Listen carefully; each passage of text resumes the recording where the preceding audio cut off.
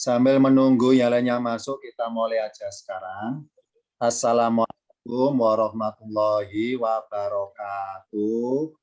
Waalaikumsalam warahmatullahi wabarakatuh. Alhamdulillahirabbil alamin. Assalatu wassalamu ala asrofil anbiya'i wal mursalin Sayyidina Muhammadin wa ala alihi washabihi ajmain. Nama ba'du. Pertama, kita bersyukur kepada Allah masih diberikan bisa bertemu kembali dalam rangka kajian rutin di setiap hari Rabu malam dalam rangka masuk ke ruang kelas virtual di Lembaga LPKINAS. yakni dalam rangka mengikuti kuliah umum di LPKINAS, materinya adalah Ulumul Quran. Dinamakan kuliah umum karena yang hadir adalah sifatnya umum, entah dari anggota jamaah LPKINAS maupun dari luar, karena juga diundang oleh pihak lembaga untuk bersama-sama duduk bareng dalam majelis ilmu di setiap hari Rabu. Pada pertemuan kali ini materinya adalah berjudul mengenal huruf an yang konotasinya negatif. Bagaimana dipelajari di tingkatan kelas paket 3 di LPKINAS, dikenalkan oleh ustadznya masing-masing, mengenal namanya huruf-huruf jar. Nah, huruf A termasuk kategori namanya huruf jar termasuk. Huruf an di Al-Quran, salah satu dari sifat hurufnya adalah sebagai huruf konotasi negatif.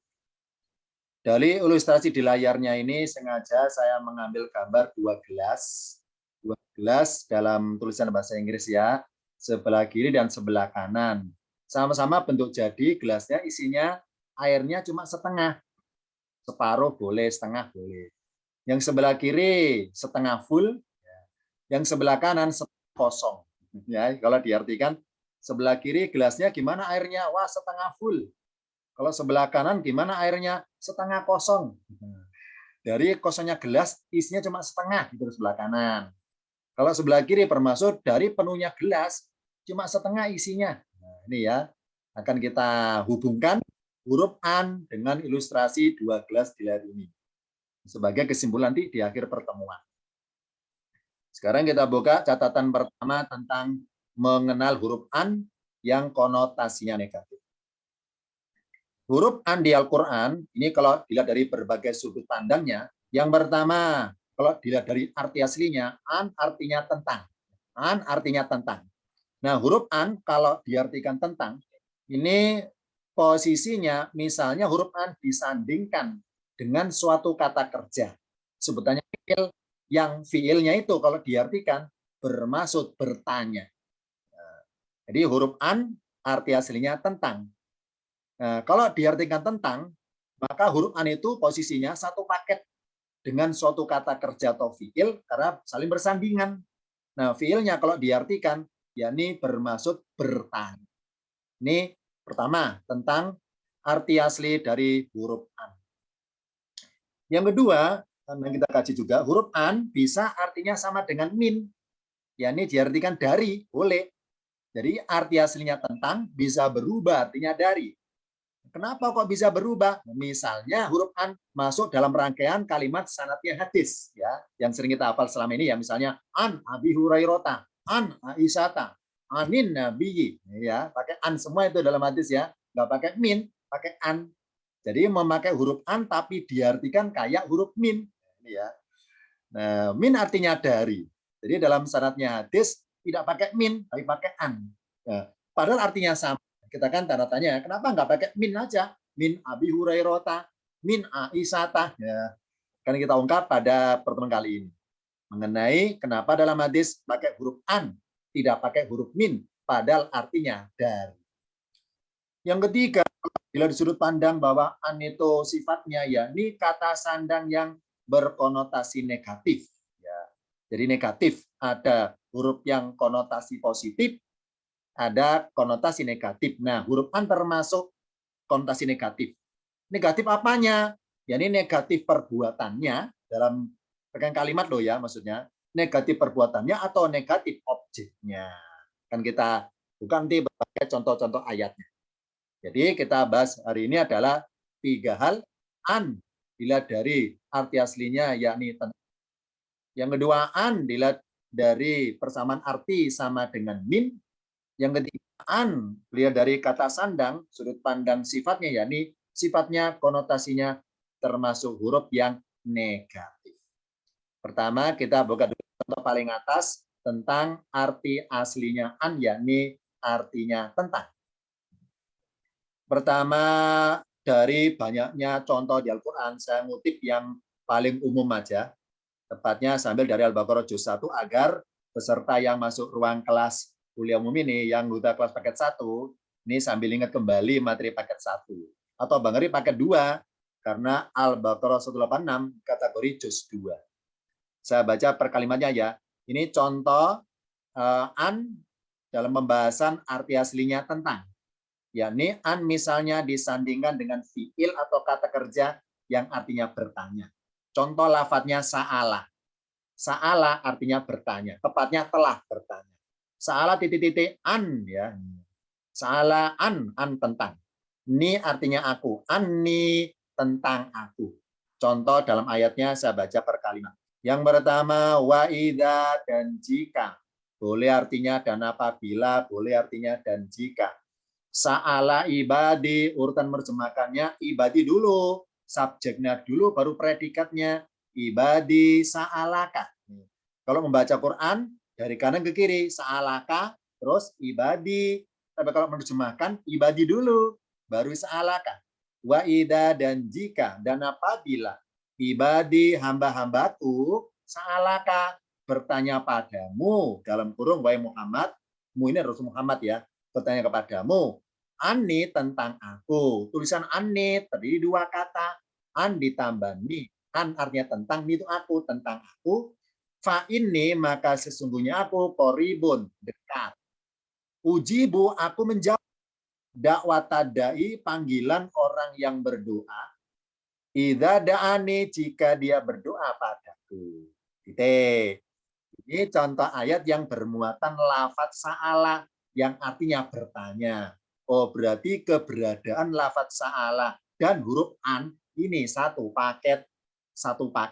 Maka itulah diartikan anni tentangku. Wahai Muhammad, jika hamba-hambaku bertanya padamu tentang aku, maka sesungguhnya aku dekat. Ya. Jadi sa'ala ini contohnya fiil kata kerja bentuk lampau. Dalam materi tingkatan kelas paket 2 di Beginas pelajarannya, bahkan paket 3, namanya fi'il madi, fi'lun madin. Baca singkatnya fi'il madi, kata kerja bentuk lampau. Bunyi aslinya akhirannya fathah. Sa'alah akhirannya fathah. Ini contoh artinya telah bertanya. Ya, bertanya gandengannya kata sandangnya hurufnya an. Bertanya tentang apa? Titik-titik misalnya anni, tentang aku. Ini contoh ya. Contoh ayat yang bermuatan lafadz sa'alah yang kata sandangnya pakai huruf an, yang lafadz an diartikan tentang. Contoh kedua, tadi sa'alah, sekarang saya milih yas'alu, yang satu paket sa'alah yas'alu. Karena dalam pelajaran tingkatan paket 3 di ruang kelas paket 3 Beginas, itu pelajaran tentang masalah fiil-fiil dilihat dari bentuk-bentuknya. Fiil madi bentuk lampau, mudhari bentuk sedang. Ini maaf ya, karena contohnya saya tampilkan 2 layar sekaligus, yakni ayat sebelah kanan tulisan Arab dan sebelah kiri terjemahannya. Maka dari itu Arabnya kelihatan agak kecil. Nanti saya perbesar. Saya baca perkata dari yang sebelah kanan ya. Yas'alunaka mereka bertanya padamu dalam kurung wahai Muhammad. Anil khamri wal maisiri dalam terjemahan fikihnya. Khamri diartikan minuman keras, maisiri diartikan perjudian. Anil khamri wal maisiri tentang minuman keras dan perjudian. Kul katakanlah fihima di dalam keduanya. Ithmun kabirun dosa yang besar. Wa manafi'u dan manfaat. Linnasi bagi manusia. Wa ithmuhuma dan dosa keduanya. Akbaru lebih besar. Min naf'ihima dari manfaat keduanya. Gitu. Yang saya garis bawahi biru, yas'aluna, Kalau sebelah kiri terjemahannya ini bertanya. Kemudian anil khomri'an warna merah garisnya terjemahannya sebelah kiri tentang ya sebagai dia bertanya tentang. Berikutnya garis yang saya warnai mungkin namanya ini warna apa ya? Warna ungu lah, anggap ungu aja ya. Warna ungu, manafi'u, ini saya garis bawahi manafi'u. Di sebelah kiri terjemahannya diartikan manfaat. Baris ketiga ada naf'i min naf'ihi naf'i saya garis bawahi ungu juga naf'i terjemahnya sebelah kiri diartikan sama manfaatnya. Dan tutup ayatnya tatafakaruna kalian artiasnya kalian mengingat-ingat dalam terjemahan bebasnya diartikan kalian berpikir atau berpikir boleh. Ini kalau kita lihat dari layar sebelah kanan tulisan Arabnya dan layar sebelah kiri tulisan terjemahannya, ini kalau kita itu memahami suatu ayat hanya bermodalkan membaca terjemahnya saja bentuk jadi, nggak mau tahu tulisan Arabnya, nggak mau tahu pelajaran materi bahasanya, nggak mau tahu mempelajari gramatika grammarnya bahasa Quran, maka dikhawatirkan akibatnya nanti memahami Quran itu jadi salah paham. Kalau bermodalkan arti saja, bentuk terjemahan saja. Karena ada dari beberapa umat Islam sendiri yang suka mengamalkan ayat Quran itu bermodalkan terjemahan. Ya. Nggak mempelajari tulisan Arabnya ini, nggak mempelajari. Akhirnya salah paham. Salah paham. Bahkan pemahamannya barangkali benar paham, cuma tingkatannya kulitnya, dalamnya. Tidak isinya maksudnya. Oh, berarti catatannya adalah jika kita kan bentuk jadi terjemahnya saja, contoh sebelah kiri ini, ilmu sebagai alat untuk memahami bahasa Al-Quran. Nah, kalau nggak mau mempelajari ilmu alatnya, maka akibatnya bisa salah paham tentang ayat Allah itu, atau akibatnya tidak akan bisa merasakan. Merasakan apa? Sentuhan, uslub. Apa uslub? Gaya bahasa Quran yang sangat mengesankan. Contoh di sini, tema ayatnya ini tentang masalah khomer wal maisir. Ini kalau dipahami kulitnya saja loh ya. Tentang masalah hukumnya khomer wal maisir. Berarti dalam mabuk-mabukan itu ada manfaatnya dan juga ada dosanya. Tapi dari dua hal itu, dosanya lebih besar daripada manfaatnya. Karena ada kata-kata artinya manfaat, manafi'u linnasi, manfaat bagi manusia. Yang bawahnya naf'ihima, manfaat keduanya.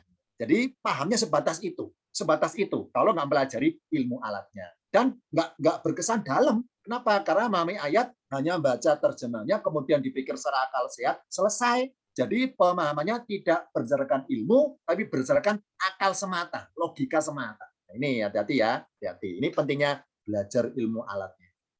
Nah, sekarang kita bandingkan. Lah kalau ayat sebelah kanan ini diungkap secara ilmu alatnya, ilmu bahasanya, apakah lebih dalam pemahamannya? Iya. Saya buka tampilan berikutnya. Misalnya, ini sahabat besar ya. Yas'alunaka anil khamri wal maisiri. Yas'alunaka, mereka bertanya padamu, wahai Muhammad, anil khamri wal maisiri, tentang khamr wal maisir, tentang minuman keras dan perjudian. Wahai Muhammad, kul katakanlah, fihima di dalam keduanya, kedua hal itu maksudnya, ada ismun kabirun, dosa yang besar. Wa manafi'u, arti tadi singkatkan manfaat ya. Arti asnya adalah kemanfaatan, dan kemanfaatan linnasi bagi manusia. Wa ismuhuma, dan dosa keduanya akbaru, lebih besar, min naf'ihima. Kalau tadi terjemahannya singkat dari manfaat keduanya. Kalau arti kepada pemahaman bahasanya, nafi itu pemanfaatan keduanya. Beda loh ya. Awalan ke akhiran an dengan awalan pe akhiran an beda. Ayo, yang merasa guru bahasa Indonesia, insya Allah paham masalah ini ya. Apa suatu kalimat jika ada awalan akhiran maka berbeda pemahamannya. Kemanfaatan berarti hasilnya. Kalau pemanfaatan fungsinya, tujuan minumnya untuk apa? Nah, Ustadz dari mana taunya bahwa manafiu itu arti lengkapnya adalah kemanfaatan? Dari mana taunya? Ya dari pengertian ilmu alat bahasa. Ya ini apa? Ayo yang merasa masuk ruang kelas ini anggota kelas tingkatan paket 4. Ayo. Itu yang duduk paling belakang selonjoran itu paket 4 itu, ketahuan 6 orang itu. Sambil kipas-kipas selonjoran cari angin ya. Ya Ustadz, emang kenapa paket 4? Di paket 4 itu ada pelajaran tentang isim-isim mustaq. Apa sih isim mustaq? Kata bermaksud pecahan, alias satu kata itu bisa pecah menjadi 9 bagian. Karena cabang-cabangnya isim mustaq itu jumlahnya 9. Nah, berarti perubahan dari satu kata bisa berubah menjadi 9 kata. Nah, dari 9 kata itu ada isim yang namanya masdarun. Nah, manafi'u ini namanya kata jadian, sebutannya masdarun. Singkatnya bacanya masdar ya, masdar. Ini maaf ya, masdar bukan nama orang. Masdar Sono, Masdar Muji, bukan loh ya, maaf ya. Masdar kata jadian. Begitu pula naf'i juga sama. Ini isim kata benda bernama masdarun kata jadian. Nah, perbedaan penulisan sekarang dalam tinjauan tingkatan paket 4 diungkap. Apa? Yakni kata jadian yang disebut masdar ada 2 penulisan. Ada masdar yang tulisannya berawalan hurufnya mim dan ada masdar yang berawalan tidak pakai huruf mim. Contohnya naf'i. Nah, naf'i karena tulisannya nggak pakai mim, maka bermaksud hal perbuatan secara langsung. Lah kalau masdarnya pakai mim, hal perbuatan secara tidak langsung. Nah, dengan memahami ilmu tentang masdar, maka memahami ayat tentang khamir wal maisir semakin dalam akhirnya. Yakni apa? Apa sih manafi'u? Kemanfaatan. Karena bermaksud masdar perbuatan tidak langsung. Yakni maksudnya kalau kita mabuk minum, itu yang manfaat siapa? Ayatnya nggak berbunyi wa manafi'u lisyaribina bagi yang minum, nggak gitu, tapi linnasi bagi pihak lain. Nah, ini. Jadi kemanfaatan alias secara langsung ada pihak yang diuntungkan oleh mabuknya kita itu, gitu maksudnya. Karena manafi'u linnasi. Contoh misalnya yang relevan zaman sekarang misalnya, kalau saya mabuk, siapa yang diuntungkan? Banyak karena linnasi. Manafi'u linnasi hasilnya itu ada kemanfaatan bagi manusia yang lain dari mabuknya saya itu. Siapa saja manfaat dari mabuknya saya? Yang pertama adalah tokonya, orang yang punya toko. Laris, kenapa? Karena minum kerasnya saya beli. Selain yang punya toko, siapa yang dapat manfaat dari mabuknya saya? Pabriknya, tetap produksi. Ya, karena ada yang kulaan, tokonya kulaan ke pabrik. Ya. Selain pabriknya, selain yang punya pabrik, siapa yang diuntungkan dengan mabuk saya? Yakni karyawan pabrik, buruh pabrik sejahtera.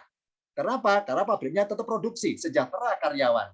Nah, selain pabrik, siapa lagi diuntungkan dengan mabuknya saya? Negara, karena pendapatan pajak devisa juga dari pabrik itu. Nah, kalau saya tidak mabuk, ini maaf ya, ini dilematis ini ya. Kalau saya nggak mabuk, maka tokonya tutup.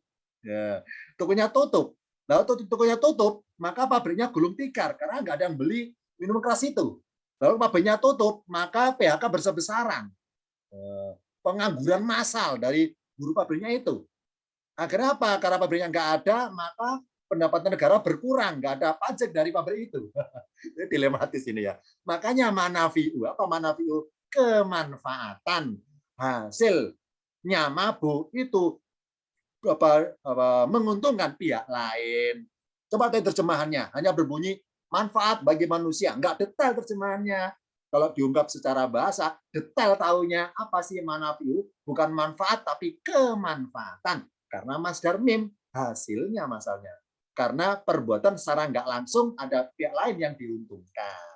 Sedangkan naf'i, pemanfaatan. Fungsinya mabuk untuk apa? Ini. Oh, berarti antara fungsinya dan hasilnya itu kalau dibanding-bandingkan ya.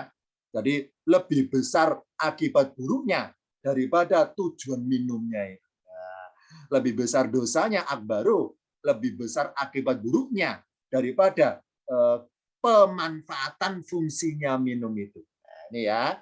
Ini kalau kita mempelajari tingkatan paket 4 tentang masdar-masdar, wah lebih mendalam pemahamannya tentang Al-Baqarah 219 ini. Ada kata yas aluna ya, gandengannya pakai an, yas aluna titik-titik an. Mereka bertanya tentang ya, oh berarti an diartikan tentang Misalnya disandingkan dengan kata kerja atau fiil yang artinya bertanya. Ini contoh yang kedua. Nah, maaf ya, tadi saya menyapa anggota kelas paket 4 ya. Maaf ini. Berikutnya, sekarang kita bahas an yang artinya sama dengan min. An kalau pengen diartikan dari alias disamarkan dengan lafaz min, misalnya dalam rangkaian kalimat sanadnya hadis. Ini contoh aja loh ya. Misalnya ada kata berbunyi gini dalam hadis. An Abi Hurairah radhiyallahu anhu. Anin Nabi sallallahu alaihi wasallam qala. Kalau diartikan an Abi Hurairah dari Abu Hurairah radhiyallahu anhu. Kemudian bawahnya anin Nabi dari Nabi sallallahu alaihi wasallam qala berkata. Jadi lafadz an yang dalam rangkaian sanad-sanadnya hadis, an yang artinya tentang, boleh dirubah artinya dari. Kenapa boleh? Jawabannya adalah karena an itu bermaksud sanad. Sanad apa sih? Pengertian sanad dalam huruf an itu yakni berpindahnya ucapan. Berpindahnya ucapan. Ucapan sabda Nabi dari mulut ke mulut, maka lafadz an boleh diartikan dari. Sekarang kita tanya, memangnya kalau kita rubah pakai min apakah boleh? Misalnya saya rubah min Abi Hurairah radhiyallahu anhu minan Nabi sallallahu alaihi wasallam qala. Boleh nggak dirubah min? Nggak boleh, nggak boleh. Kenapa nggak boleh? Tadi kenapa diartikan dari? Kenapa nggak pakai min saja? Min kan artinya dari. Kok pakai an? Jawabannya adalah min dengan an, kalau di spesifiknya perbedaannya ada. Min bermaksud pemutus. Pemutus perbuatan. Contoh misalnya, saya dapat kiriman paket. Ya, jadi rumah saya tiba-tiba ada orang manggil-manggil paket, saya keluar ya. Ini jadi apa ya? Jadi apa ya? Kebiasaan kita ya. Dulu ketika belum ada jual beli online, orang kalau ke bertamu itu assalamualaikum, assalamualaikum, keluar tuan ramunya, ya. Tuan rumahnya keluar, assalamualaikum, keluar. Sekarang enggak. Kita assalamualaikum, bertamu assalamualaikum enggak keluar. Cuma kalau bilang paket pasti keluar orangnya. Ini jadi fenomena zaman sekarang ya. Bacaan salam kurang ngetren daripada ucapan paket ya. Nah, ini jadi sekarang masuk rumah bacanya nyapanya kalau salam 3 kali tuan rumah enggak keluar, coba teriak paket pasti keluar. Nah ya. Nah, an artinya sama dengan min. Kenapa enggak boleh pakai min? Min itu termasuk pemutus. Contoh misalnya, saya dapat kiriman paket dari si A berupa pulpen. Nah, kalau berbunyi min, pulpen ini min si A, dari si A. Nah, kalau saya berkata bahasa Arab pakai min dari, maka bermaksud bahwa pulpen ini saya terima dari si A. Nah, setelah saya terima, berarti menjadi hak milik saya. Maka si A nggak boleh ikut campur tentang nasibnya pulpen ini. Terserah mau saya apakan, terserah saya. Kan sudah min.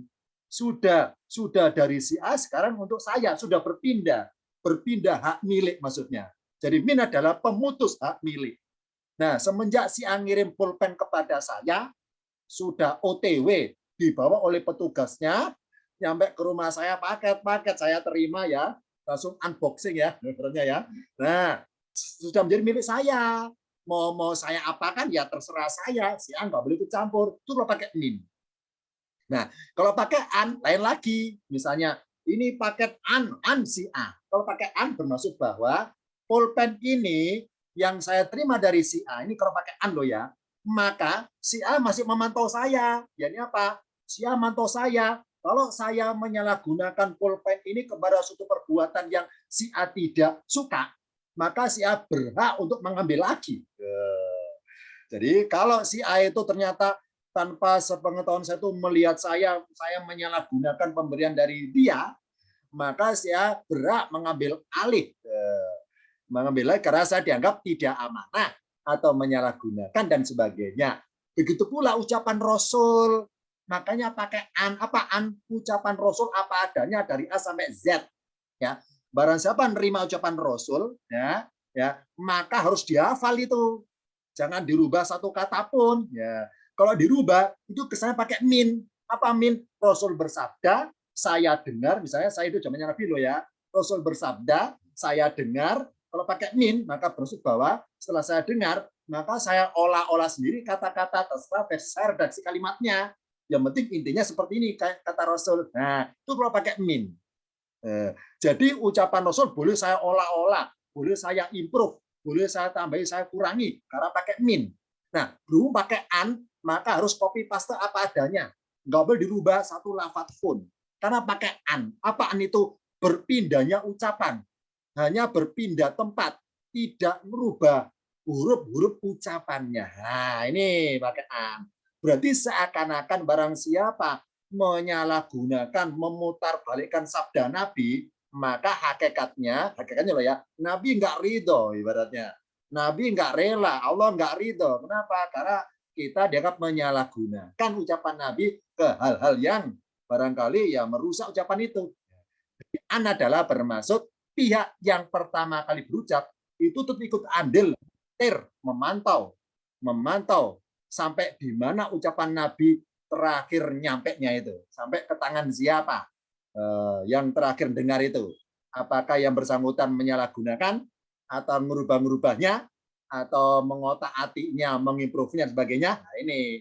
Jadi an adalah bermaksud bukan sekedar dari asal usul, tapi bermaksud bahwa banyak berpindahnya ucapan, ya, tidak bermaksud merubah-rubah ucapan. Nih, jadi ibaratnya secara hak milik, kalau sekarang namanya apa ya, maaf ya, hak cipta. Rasul bersabda punya hak cipta, ya, punya hak cipta itu. Jadi pada saya merubah hadis Nabi berarti merubah hak cipta. Itu namanya pakai an. Apa an itu? Identitas hak cipta. Ya. Kalau pakai min, ya nggak berlaku hak cipta. Itu ibaratnya. Ya, maka dalam hadis pakai an tapi diartikan seperti min, itu ya, bedanya itu. Ini contoh, an artinya sama dengan min. Kenapa boleh diartikan kayak min? Karena an bermaksud dalam rangkaian sanadnya hadis. Sekarang kita buka tampilan berikutnya.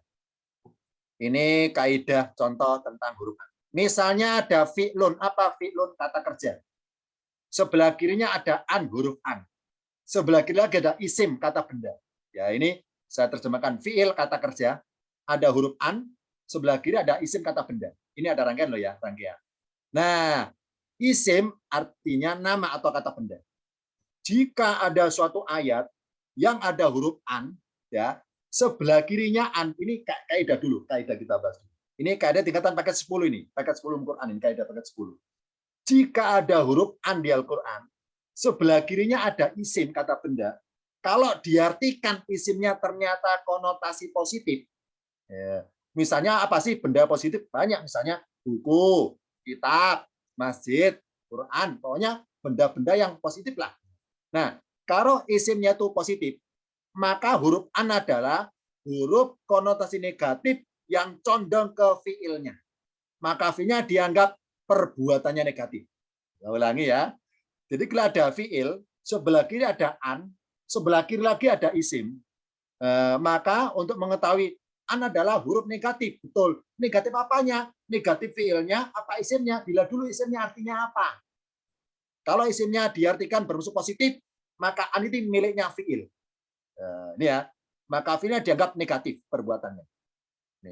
Dan sebaliknya, jika ada fiil, sebelah kirinya ada an, sebelah kiri lagi ada isim. Nah, ketika isimnya diartikan ternyata, ketika diartikan ya isimnya ternyata negatif, misalnya maaf ya, misalnya isimnya ada kata bermunafi, misalnya kotoran, atau ada kata-kata fitnah, dengki, iri, benci, itu kan negatif kan ya. Nah, ketika isimnya ketika diartikan kok konotasi negatif terjemahannya, maka an adalah huruf apa kata sandang negatif, kata sandang bagi siapa? Bagi isim, bukan bagi fiil. Maka fiilnya dianggap konotasi positif, terjemahnya pasti positif. Nah, ini ya, ini kaidah mendasar ini. An adalah kata sandang konotasi negatif. Kata sandang bagi apa? Bisa bagi fiil, bisa bagi isim, tergantung isimnya ketika diartikan, terjemahnya kalau diartikan konotasinya itu negatif positif. Kalau isimnya positif, maka an adalah kata sandang bagi fiil. Dan pasti fiilnya kalau diartikan buruk alias negatif. Dan sebaliknya, kalau isimnya ketika diartikan ternyata berkonotasi negatif, maka Anda adalah kata sandang bagi isim. Sedangkan fiilnya terjemahnya pasti positif. Pasti positif. Contohnya, ya. Dari kaidah ini kita pakai contoh sekarang. Saya buka ayat. Nah, itu yang sudah garuk-garuk itu, ya silakan supaya nggak ngantuk, ya sudah 5 watt, silakan ya kopinya diseruput, cemilannya dicelpat-celput ya. Silakan ya. Kita kuliah malam itu santai aja. Kuliah malam godaannya bukan setan tapi rasa ngantuk. Ya. Lanjutannya ya. Contoh ini, fiil sebelah kiri ada huruf an, sebelah kiri ada isim. Contohnya, huwa yargobu an rasul. Ini contoh kalimat ya. Huwa yargobu an rasulin. Artinya dia membenci rasul. Nah, yargobu arti membenci. Perbuatan membenci termasuk negatif. Kenapa? Karena isim sebelah kiri ini kalau diartikan ini sosok yang positif. Namanya Rasul kan positif, ya orang kan baik. Rasul orangnya baik. Rasul adalah utusan Tuhan. Barang siapa benci Rasul, maka perbuatan benci adalah negatif akhirnya. Maka huruf an adalah miliknya Yargub. Nah, ini ya. Ini. Jadi kalau nemu ayat, nemu huruf an adalah huruf konotasi negatif. Untuk mengetahui negatif apanya an ini, negatif kepada kata sebelah kiri, atau negatifnya condong ke kanan. Maka jawabannya tengok kiri dulu. Sebelah kiri ketika diartikan apa? Ketika diartikan, oh Rasulin, seorang Rasul. Nah, Rasul kan baik kan ya?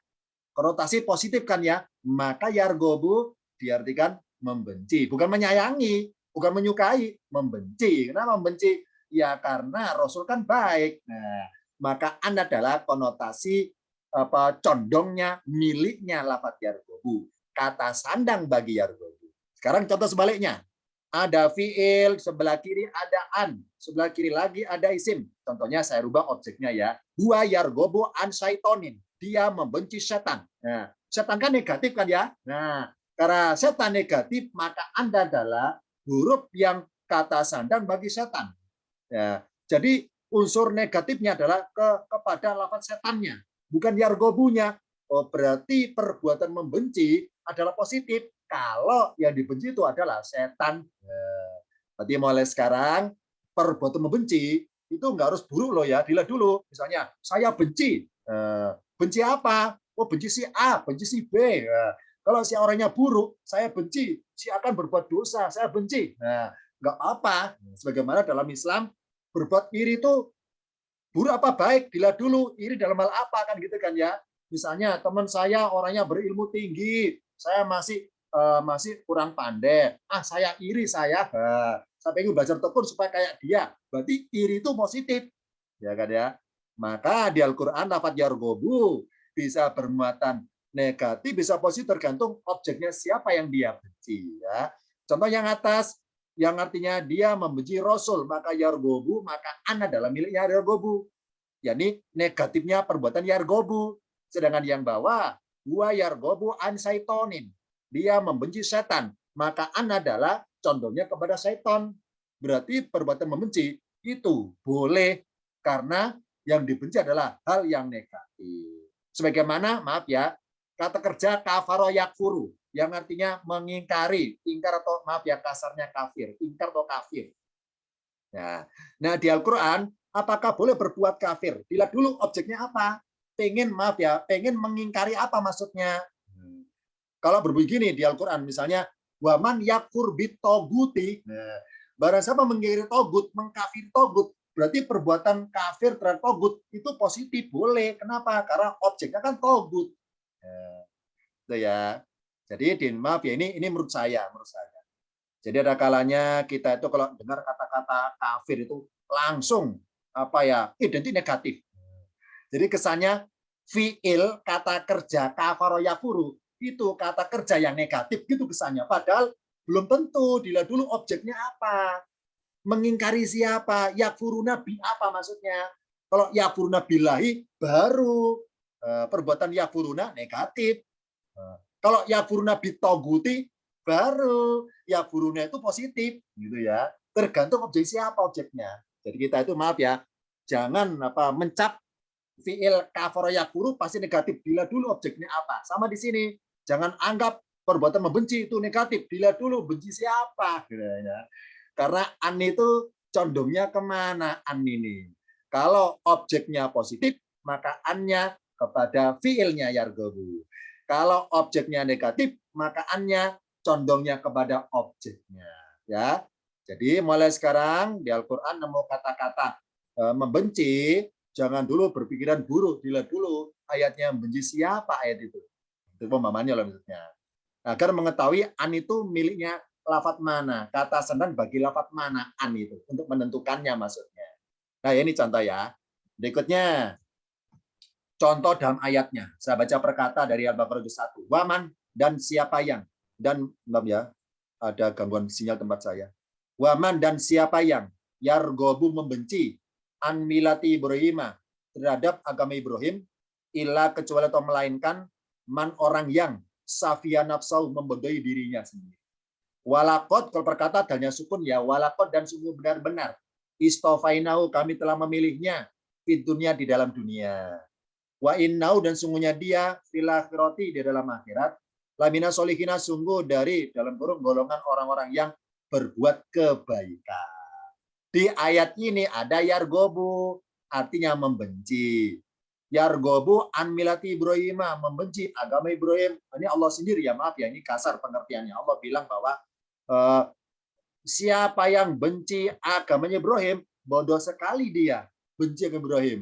Ibrahim kan terpilih istofaina. Kami memilihnya di dunia akhirat. Jadi Allah anggap bodoh sekali orang itu kalau benci agama Ibrahim. Kenapa? Ibrahim kan termasuk Rasul pilihan. Berarti Ibrahim termasuk isim atau sosok yang positif, termasuk milati. Agama Ibrahim, agama yang positif. Nah, karena milati itu positif, berarti an adalah perbuatan yargobu adalah negatif. Nah, karena yang membenci adalah yang dibenci itu agama Ibrahim. Jadi man adalah sosok yang Allah anggap negatif.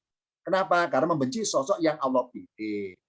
Ini contoh dalam rangkaian ayatnya. Maka di Al-Quran fiil kata kerja rogiba yargobu, rogiba kata kerja bentuk lampau. Telah, yargobu ini sedang.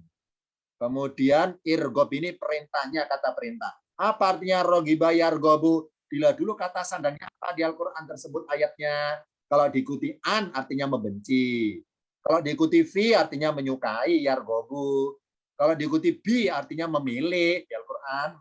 Kalau ila artinya mengharap, contohnya wa ila robbika fargob, benar ya. Wa ila robbika fargob fairgob. Ila mengharap karena kata sana pakai ilah. Kalau berbunyi maaf ya, waan robbika fargob, waan robbika. Kalau pakai an berarti maka bencilah kepada Tuhanmu gitu berarti kasarnya. Belum pakai ilah maka dia mengharaplah.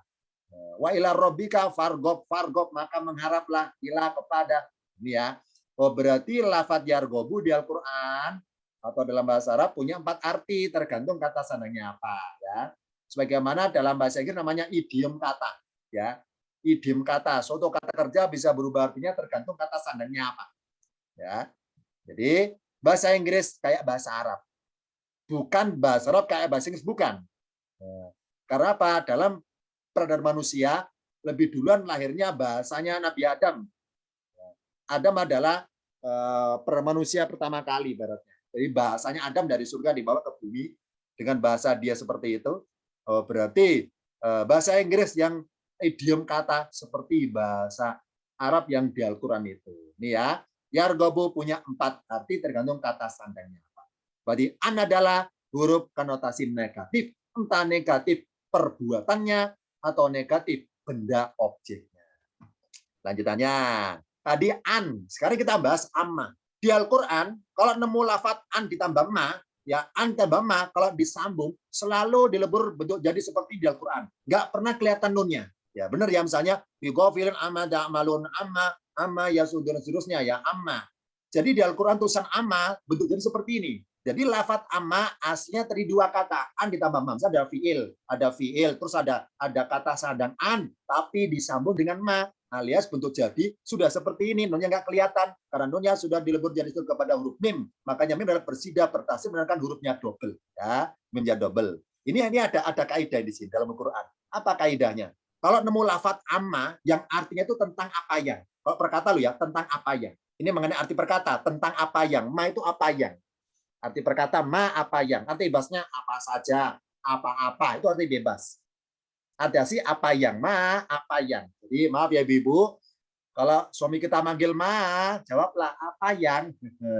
Kalau mama, apa yang biar biar hafal. Ma itu artinya apa yang. Ma, apa yang ya. Jadi biar romantis jawabnya ya pakai bahasa Arab. Ma, apa yang artinya apa yang. Amma. Jadi lafat amma aslinya terdiri dua kata. An ditambah ma. Sekarang catatannya.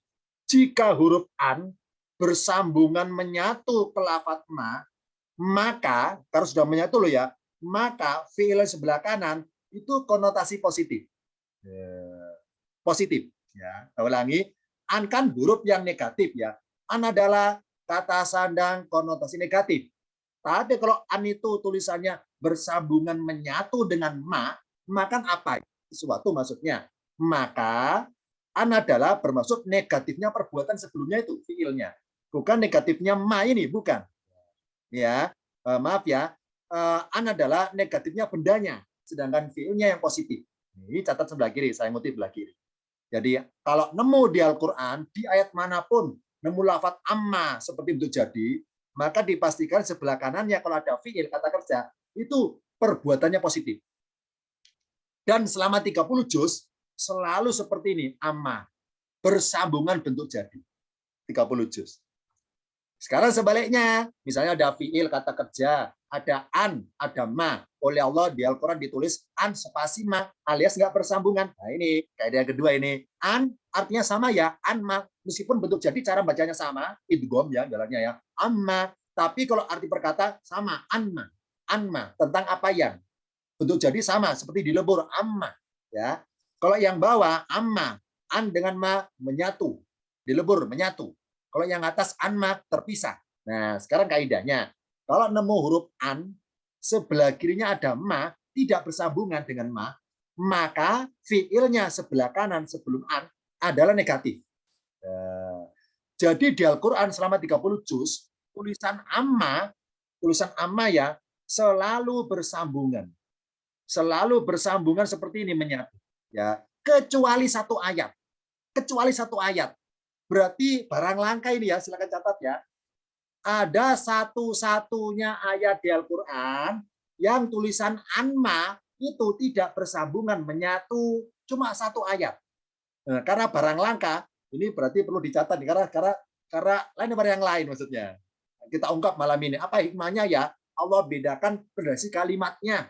Hanya satu ayat sajalah tulisan anma tidak bersambungan menyatu. Sedangkan di ayat yang lainnya 30 juz semuanya menyatu. Nah, contoh kita buka yang bawah dulu ya, yang amma yang tulisannya menyatu. Kita buka contoh berikutnya. Itu yang duduk yang sebelah kiri dekat tembok itu yang dari NTB, NTT atau dari Manado yang merasa sudah malam ini ya, maaf ya, ini karena kita acuannya WIB Indonesia Barat, jadi mungkin sudah kemalaman ya. Sabar ya, sabar. Saya baca perkataan dulu ya, Al-Maidah 73 yang ada lafaz amma menyatu. Laqad sungguh benar-benar kafaro telah ingkar. Siapa? Alladzina orang-orang yang mana? Qalu mereka telah berkata. Berkata lo ya, tali itu yang ketiga. Salasatin artinya tiga. Jadi yang ketiga dari jumlah yang tiga. Ini arti perkata. Kalau arti bahasa bebasnya salah satu dari jumlah Tuhan yang tiga itu.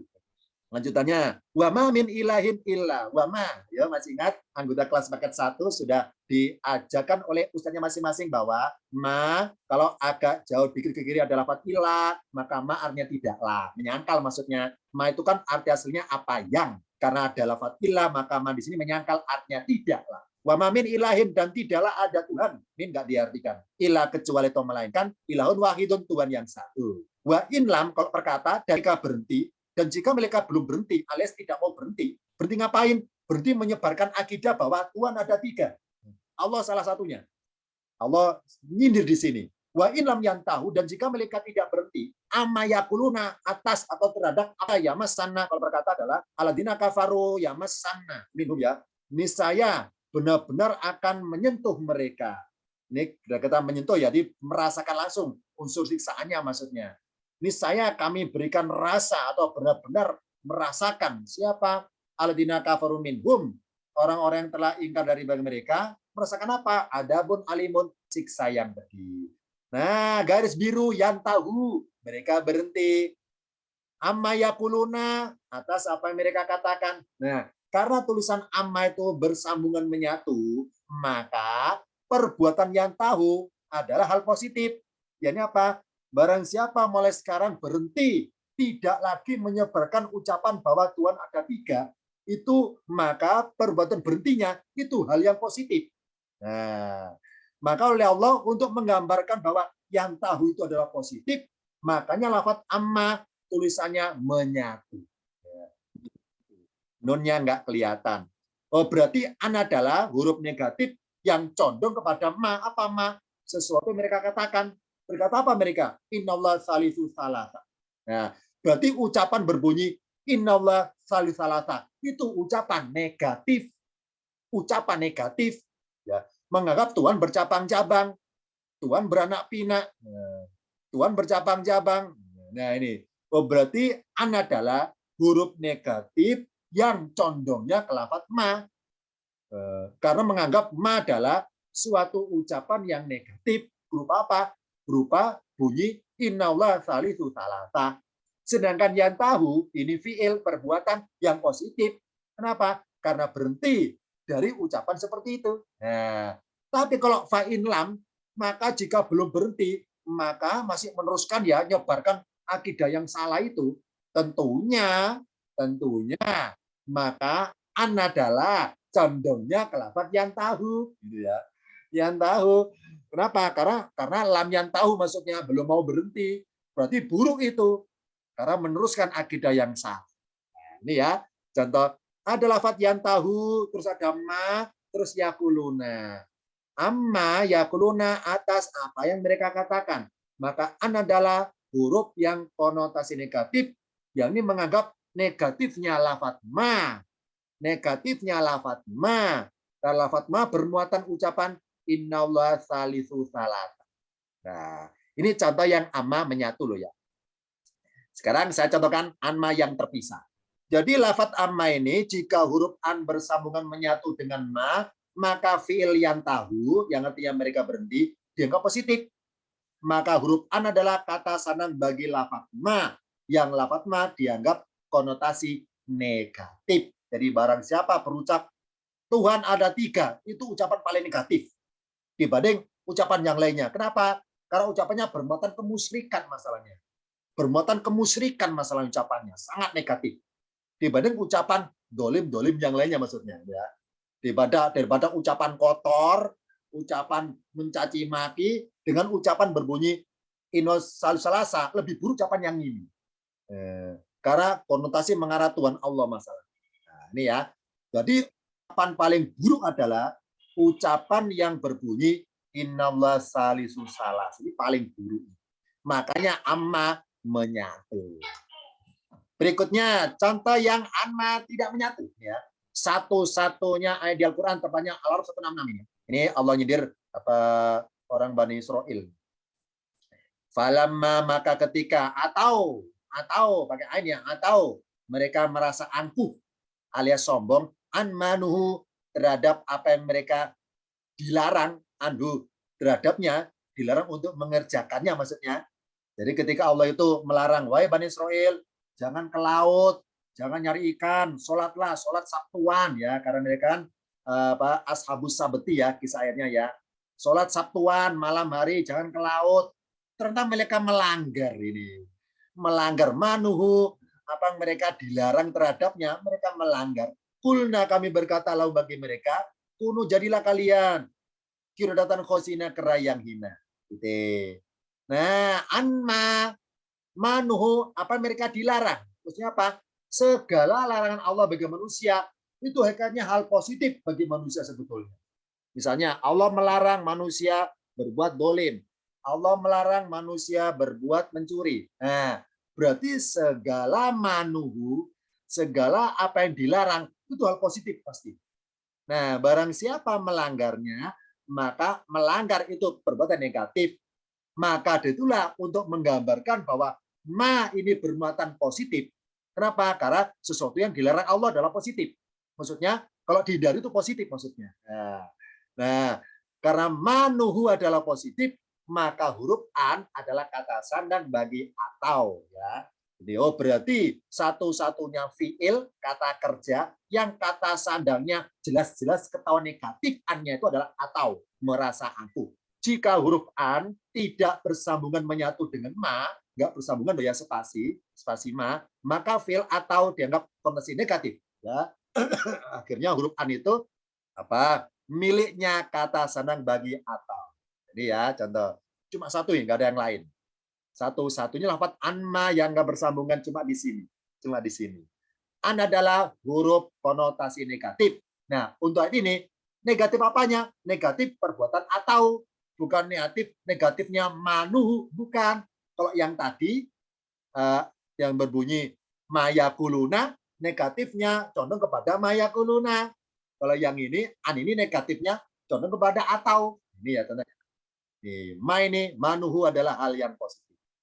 Nah, sekarang contoh lafaz yang lainnya. Ustaz, jangan lama-lama. Di Indonesia Timur sudah 9:30 nih. Ya, ntar lagi.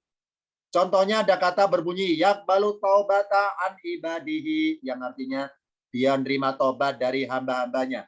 Misalnya loh ya, lafaz an saya ganti min. Yakbalu taubata min ibadihi, dia nerima tobat dari hamba-hambanya. Gitu ya. Min dari. An juga sama, boleh artinya dari. Kalau dalam sanad hadis loh ya. Misalnya ilmu sanad hadis yang pakai an, saya masukkan ke Al-Quran, misalnya loh ya. Ada ayat berbunyi an ibadi, saya rubah pakai min, misalnya loh ya, saya rubah. Ya balu taubata min ibadi. Sama bentuk jadi terjemahannya. Sama-sama artinya dari. Tapi di Al-Quran pakai sebelah kanan, pakai an. Tidak pakai yang kiri, pakai min. Nah, padahal an adalah huruf konotasi negatif. Ingat ya, an sifatnya konotasi negatif. Nah, kita tanda tanya. Apa hikmahnya ya? Allah dalam firman-Nya berbunyi yakbalu taubata. Kok pakai huruf negatif? Ya, artinya dia nerima tobat dari hambanya. Kenapa nggak pakai min aja? An kan negatif. Apa hubungannya ya? Allah dalam redaksi ayatnya kok pakai an? Kok nggak pakai min? Maksudnya kenapa pakai huruf-huruf yang cenderung negatif? Ya. Apa hubungannya huruf negatif dengan tobat? Apa hubungannya menerima tobat dengan negatif? Apa hubungannya? Kita buka pada tampilan berikutnya. Misalnya pakai min. Tepatnya ayatnya saya ngutip dari surat Asy-Syura 25. Wa huwallazi, dan dia yang yaqbalu taubata, menerima taubat. An, ini pakai an ya, saya rubah pakai min misalnya. Min ibadi, dari hamba-hambanya. Wa ya'fu, dan dia memaafkan.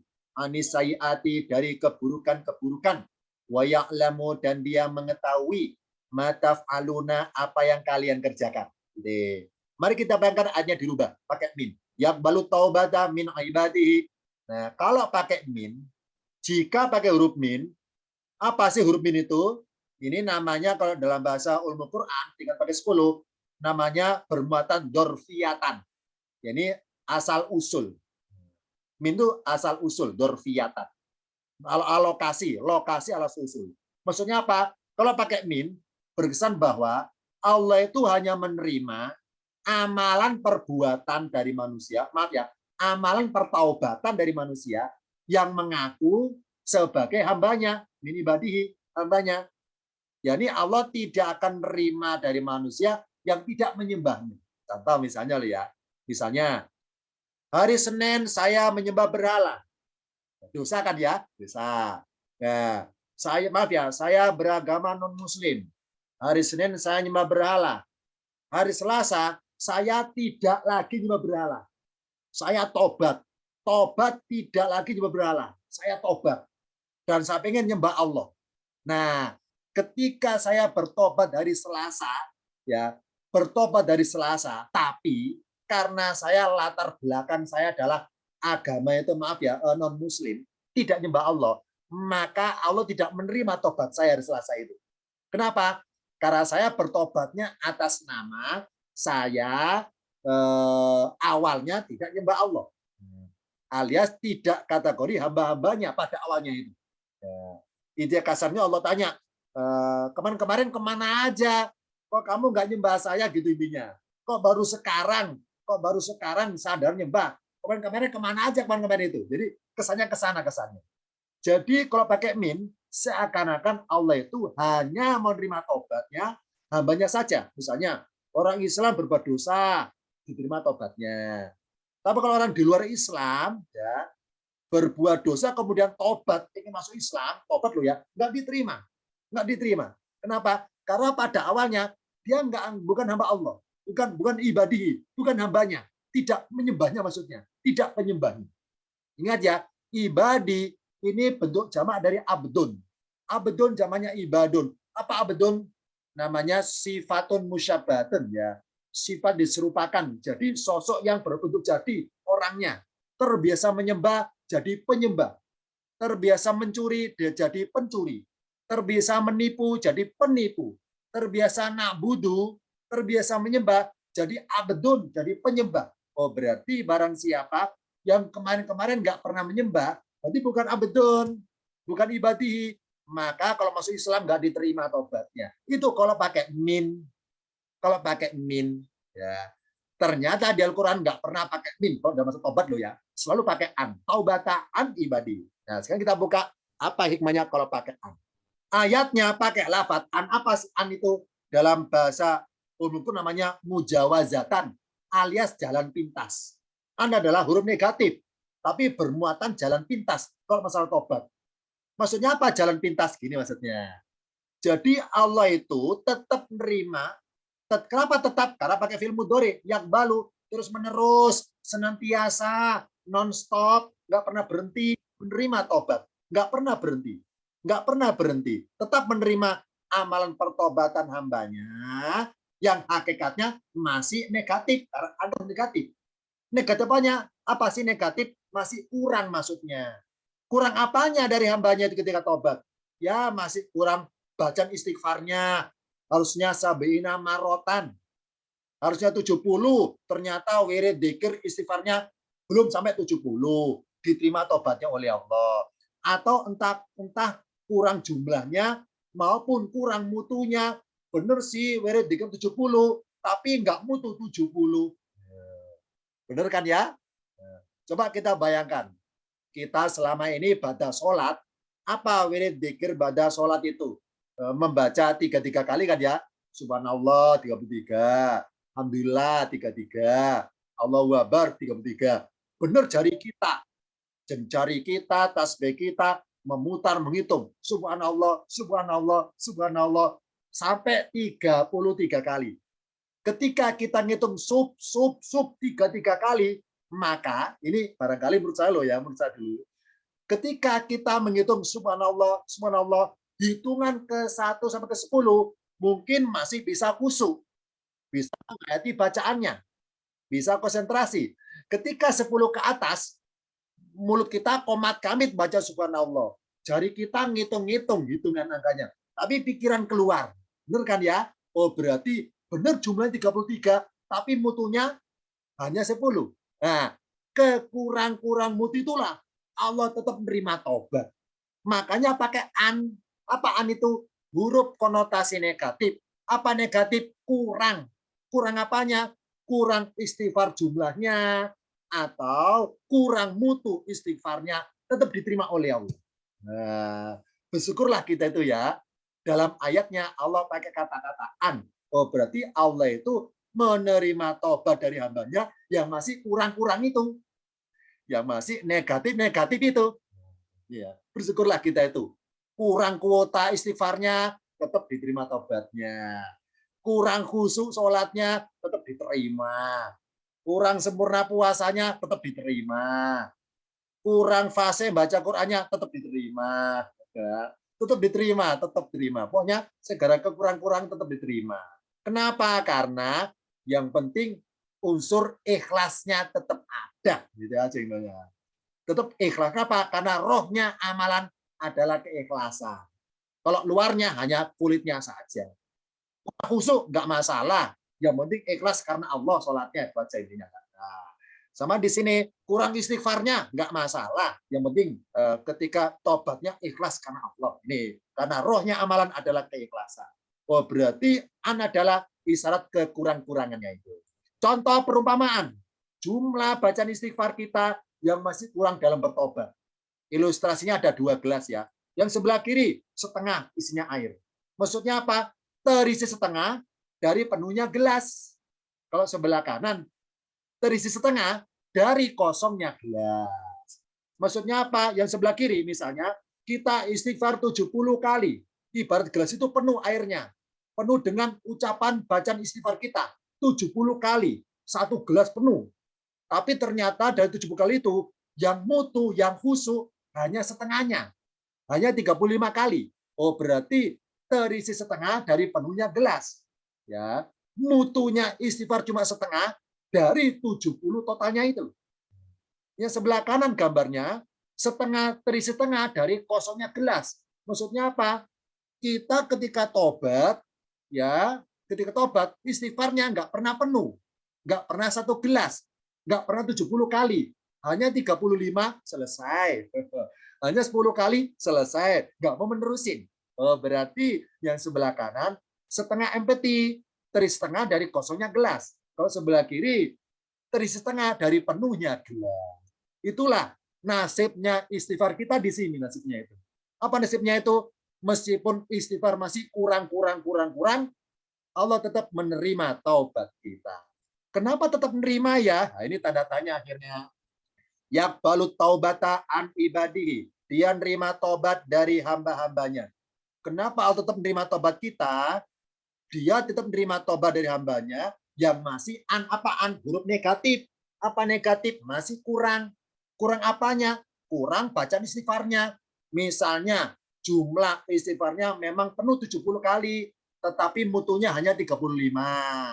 Atau istighfar kita jumlahnya hanya sebatas 35, nggak pernah 70 kali, tetap diterima tobatnya. Nah, ya, Allah itu maha bijaksana ya. Kita nggak pernah khusyuk 100%. Kita susah fasihnya 100%. Kita susah konsentrasi baca wirid dzikir 70 kali, susah. Kenapa susah?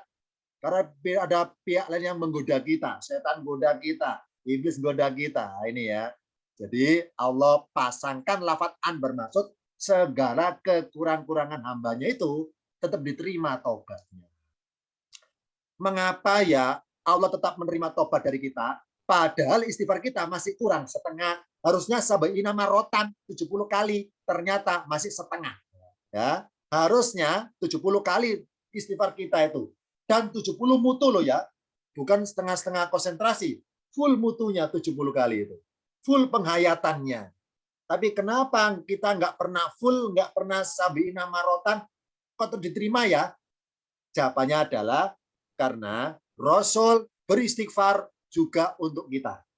Para malaikat baca istighfar untuk kita juga. Hewan-hewan, entah di lautan, di daratan, bertasbih dan juga istighfar untuk kita. Sebenarnya Rasul bilang bahwa barang siapa mencari ilmu, nuntut ilmu, bersungguh-sungguh, jadi orang berilmu, maka ikan-ikan di lautan mendoakan orang itu. Ya, ini ya contohnya. Hewan-hewan juga bertasbih muji Allah dan juga istighfar untuk kita. Sama muslim membantu istighfar kita. Benda-benda mati juga bertasbih, termasuk istighfar untuk kita. Jadi kita merasa terbantukan.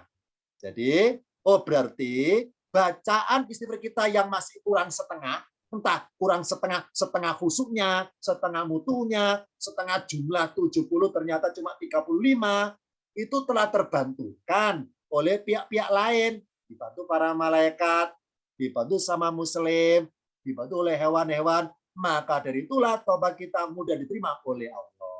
Ya, ingat ya, istighfarnya para malaikat itu pasti mutu.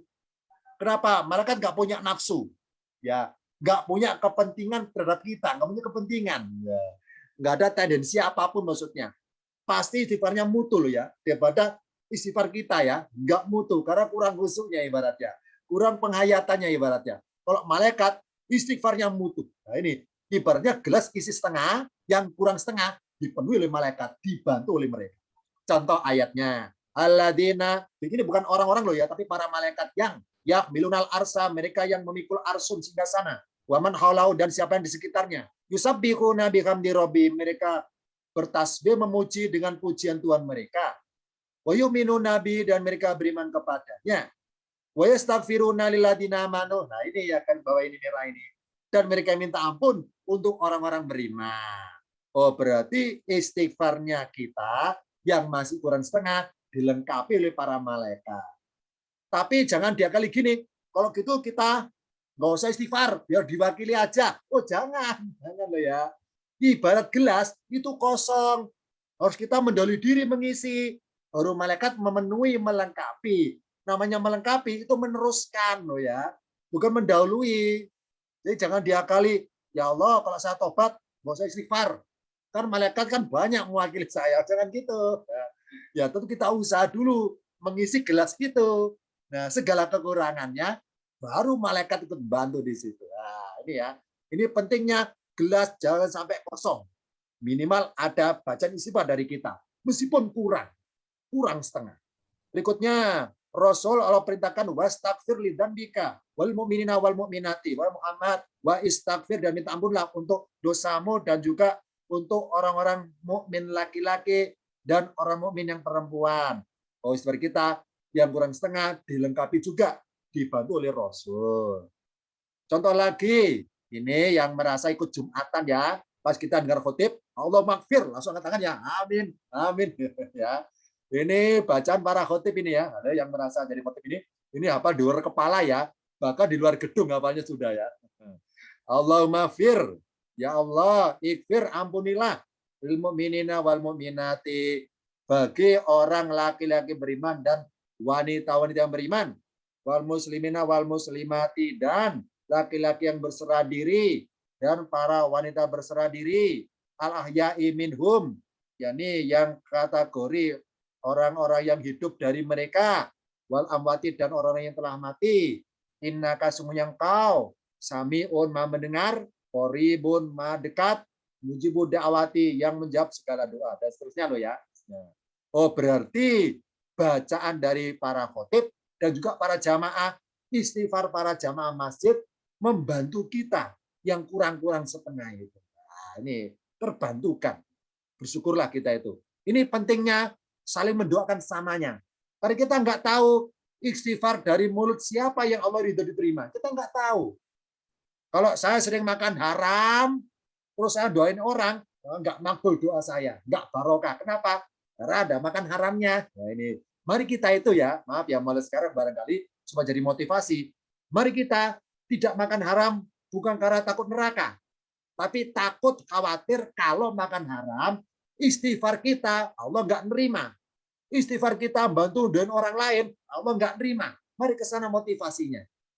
Agar kalau kita selalu mendoakan, itu doanya sama-sama mustajab. Kenapa? Karena sama-sama tidak melanggar dosa-dosa. Sama-sama tidak makan haram. Mari ke sana motivasi. Ya Allah, bismillah. Saya nggak makan haram demi membantu saudara sama muslim. Agar kalau saya doain mereka, engkau kabulkan ya Allah, karena saya tidak makan haram. Nah, mari ke sana. Agar kita saling membantu. Kita butuh saling mendoakan. Karena istighfar kita masih sama-sama kurang setengah.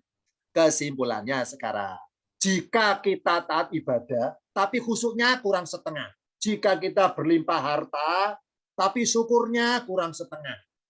Jika kita ngalami musibah, tapi sabarnya kurang setengah. Jika kita berbuat dosa setelah tobat, istighfarnya kurang setengah. Maka janganlah putus asa untuk berkali-kali tobat. Kenapa? Yakbalu taubata an ibadi. Apa sih yakbalu? Fil mudhari. Allah terus-menerus berkali-kali menerima tobat kita. Contoh saya, hari Senin saya berbuat dosa. Hari Selasa tobat nangis-nangis ya. Kemudian hari Rabu kumat lagi nih berbuat dosa. Hari Kamis tobat nangis-nangis. Hari Jumat kumat lagi nih dosa lagi. Ini maaf ya, bagi Allah nggak masalah, bagi Allah ya nggak masalah. Kenapa? Allah yakbalu taubata, meskipun apaan itu saya masih kurang serius, kurang istiqomah, kurang jaga prinsip tobatnya itu tetap diterima.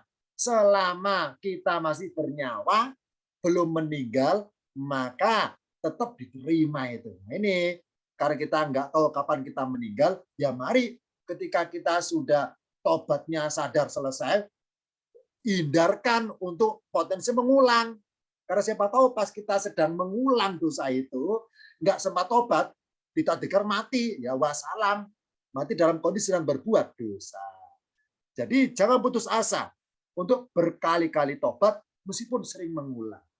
Karena hakikatnya banyaknya dosa kita, hakikatnya masih belum ada setengahnya.